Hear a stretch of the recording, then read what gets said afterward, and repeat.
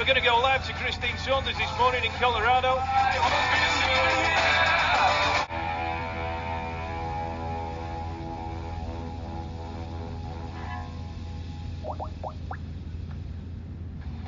Dave! Christine? What is happening? Is this what I've been waiting for all my life? Absolutely, it has been. This is it. Today is the day. Is it?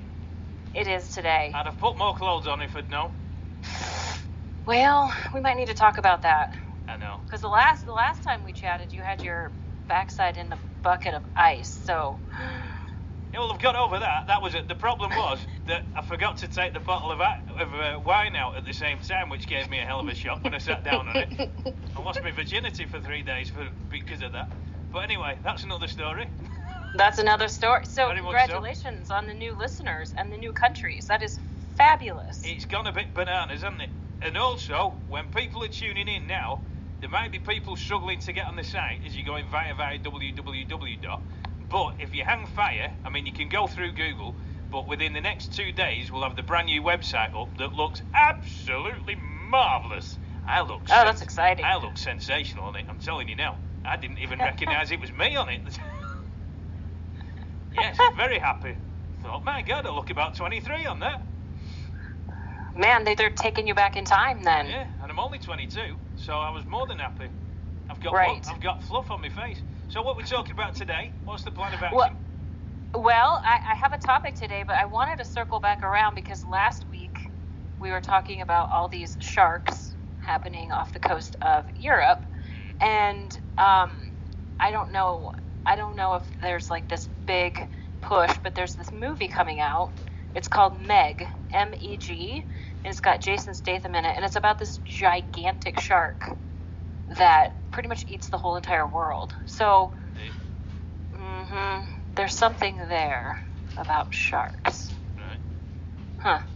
But anyway, I thought that was interesting. Whereabouts is that swimming around anyway? Because we had to let everybody know, didn't we, that sharks in 2050 are coming up round the coast of, well, it's up round here somewhere, around Spain and France apparently.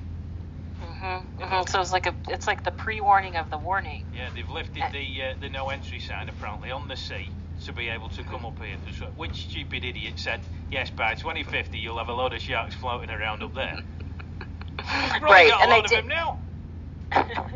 I did confirm that there is an app. It's called Shark Tracker. There actually is an app called Shark Tracker. Right. So, heed warning, people. Heed warning.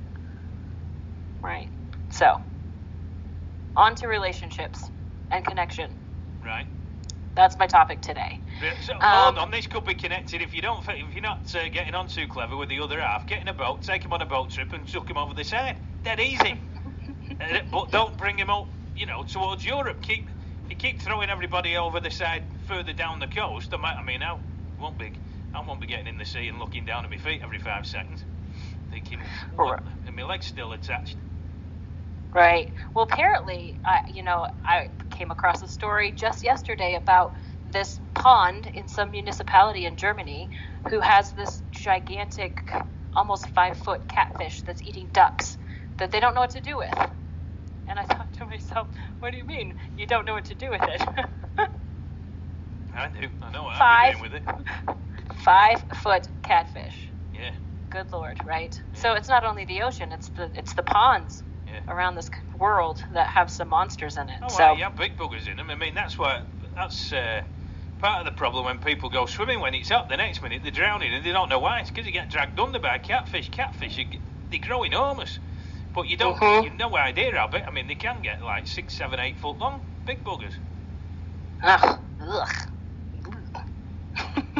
Yeah, nobody Gross. realises they're a bit. There's a programme on the telly called River Monsters with this guy. I can't remember his name now, but it's the most over-dramatic thing you've ever seen in your life. The guy's probably catching a prawn or something on the end of a rod, but the camera work and all this music that's put to it makes it sound like he's got jaws on the end of a rod, and then he goes, yes, and now we've got the story, but now we know why people are disappearing in this river. Yeah. They're not. They've gone home at night. Nobody's disappeared in a river. They think the people have drowned. They've gone home. Roger's sat on his settee watching the telly, and everyone, oh, Roger's gone missing in the river. Quick, send a search party out. It's one of those big fish that's got him again. And this numpty's in a boat trying to find out what it is that's had him. And there he is with Right. a rod going, we're going to catch an absolute monster today that's had Roger for dinner. It's not. Roger's got out of the boat and buggered off at tea time in the dark. Nobody...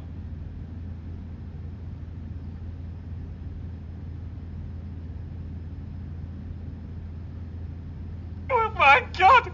He's in the river! He's not.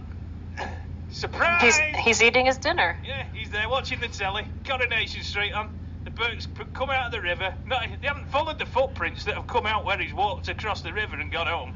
They haven't thought of that. Oh God, there's a fish that's come out of the river wearing Nike trainers. I wonder if those were Roger's. God, the bloody thing's walked off after eating him. It's like grown into a human. Exactly. Yes. Yeah. Yes. So All anyway, right. I'm diversing. Sorry. So go back to I what you're know. talking about. I'm going off on a tangent here. Yeah, I digressed too because I was so excited to tell you that there's this giant You doing shark what? thing. So Die what? what? What? What word did you use then? Die what? Dress. Digress. All right. Does that mean digress. putting grease on your nuts on the car so your wheels don't fall off? No, that's greasing. All This right. is digressing. That's another thing then. Okay, relationships and love and connection. I'm just telling you now, I'm now leaning back, put my hands behind my head and put my feet on the desk while you go through all of this now. Okay, that's fine. That's Off fine. You go. You'll Off just you have go. to. I'm all yours. All right, awesome. I'm excited. So this topic is pretty deep, so I want to keep it really light today. But I've been talking about this with a few people over the last couple of weeks about these connections that we have in our life and how, it's one of our 6 human needs that we're meeting every day. And we do it in ways that are really healthy for us, and then we do it in ways that are not so healthy for us. And love and connection go together. And most people pick connection because love is pretty scary for some people. Because if you think about it on a pain and pleasure scale, we spend our time trying to avoid the pain of love or connection, and really could miss out on all the pleasures that relationships can bring for us. And that's any kind of relationship. It could be a business relationship, a romantic relationship, a friendship, even like a relationship with ourselves. And it really starts sort of with our parents. And I'm not going to get too deep into this, but I think it starts when we're small, and our parents are like, well, if you eat your veggies, then I will get you some ice cream. So it's kind of like you're bartering, and it's like a 50-50 type of deal, where as grown-ups in relationships, I really feel like it's not really a 50-50 deal. I think it's more of a 100-100, because if you're thinking about, I hope I can say this word, maybe I'll just stick with bartering, but if you think about relationships that are 50-50, you're bartering for someone's attention and time and love and all those feelings that come with a relationship, so you're bartering. I've never been bartered with a load of vegetables, I can tell you that. You haven't, or you have? No, not yet, I haven't. I haven't gone past Well, the greengrocers and someone said, come here, I'll give you half a bag of spuds if you can play your cards right tonight. of course you would pick potatoes. Well, there's other things, but I'm just trying to go with the spuds for now. Yep, that's why I'm picking my words a little bit carefully today. Oh, so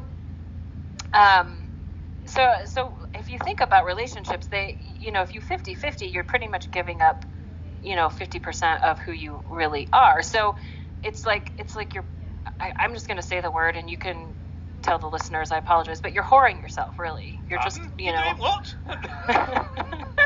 My God, I've never done that to myself.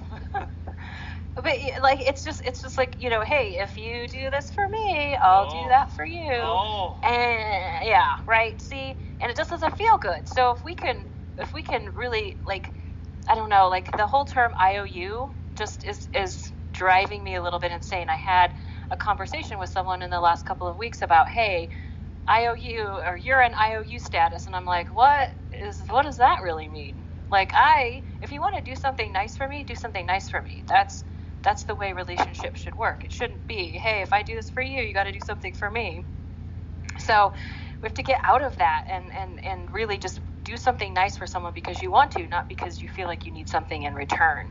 So it's those conditions that we put on the relationships. And yes, we've all heard the cliches over the years, like, oh, love is unconditional and you should have unconditional love. And there really is something to that. Like, if you want to be in a relationship, be in a relationship. If you want to say you love someone, say you love someone. If you want to say, hey, let's hang out, and let's hang out, like, not because you're trying to get something in return. And I think that's where people get kind of wonky in relationships. So I think, especially with like social media these days, and like there's so much connection going on, and it's really fantastic connection.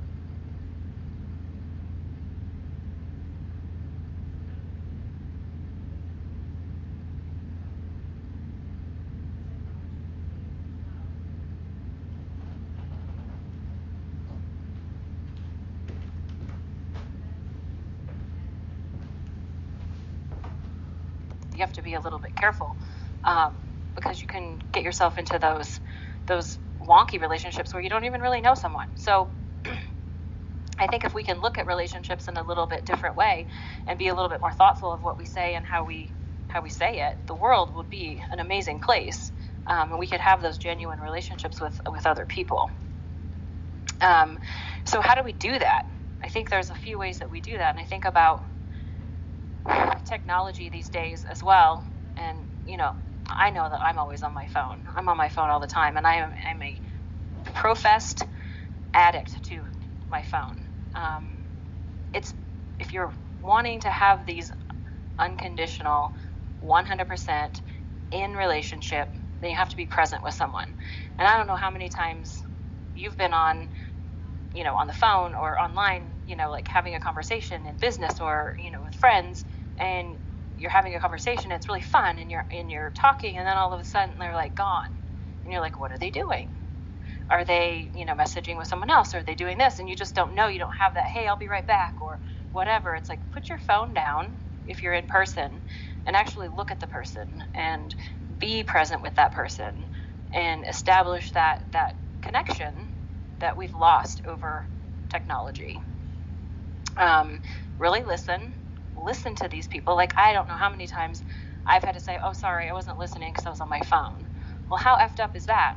If you can, just stop.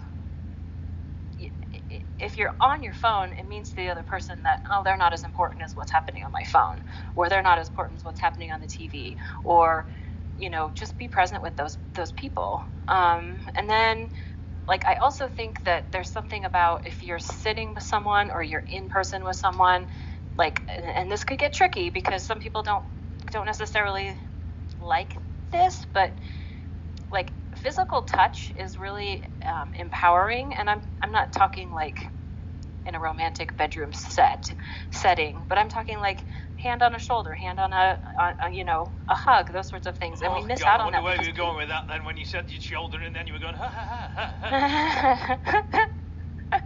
Oh my goodness. But it's like we miss that because I think people are too sensitive about, like, oh my gosh, I'm being touched, or they're touching me, or, and it's really, it goes back to the like primitive days. Like, we have needs, and like I said, it's not necessarily a romantic thing all the time, but physical touch is like, babies need it when we're born, and children need hugs, and we miss out on that because we're too uptight and worried about what other people are going to think. Just be real, just be you.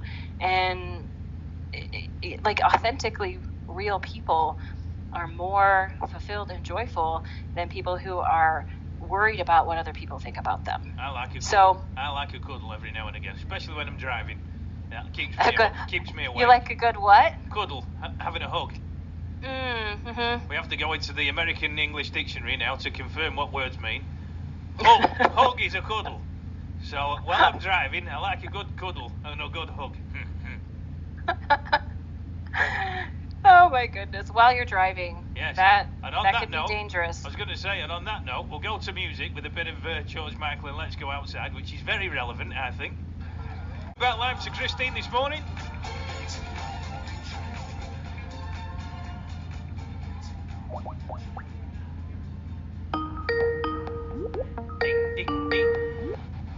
Wow. There you go. There you Right. go. Now, if them supermarkets would play tunes like that with a good sound system, more people would be dancing and connecting, right? Well, you can imagine the choreography with a trolley going round, can't you? Well, whatever you call it. What do you call it? You don't call it a trolley, do you? A grocery cart, but I've started calling it a trolley. Have you? I'm bringing the trolley over here. My God. Right. Very good. Right, so what have we got to finish on now? Because we're running out of time.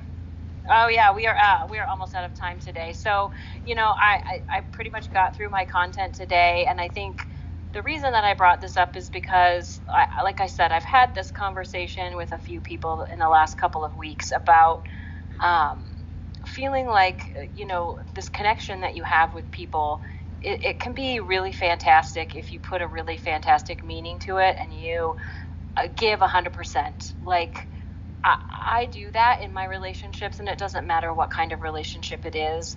If I feel like I want to tell someone I love them, I tell them. I stuff down my ego and let my fear of rejection or whatever may be lurking just go, because the world is in turmoil most of the time, and if we can focus on the wonderful things in life, and love being one of them and connection being the other, it really can make or break your day. So feel like you can give your love to people, and it's yours to give. On the other side of it, it's theirs to take, and that's their choice, and it hasn't really a reflection on you. So that's my word of wisdom for the day. That was very deep and heavy to end with. So I don't know. Quote of the day. Quote of the day from Saunders. That was. Yeah. I have to get that up there somewhere, right? Bang on. Right. Yeah, so same time next week before we run out of time, because we'll have to go in a minute. So same time next week. And if you want people to get in touch with you, what's your email address? It's Christine@followyourwholeheart.com. And then the cool thing is I actually have a 30-day challenge coming up about figuring out who you are and what you're all about. And so if people want to do that, email me. And as soon as I get that published within the next couple of days, we'll get that out to people. It's just a way to figure out who you are. Brilliant. Yeah. All right, pal. I'll speak to you next week, and have a great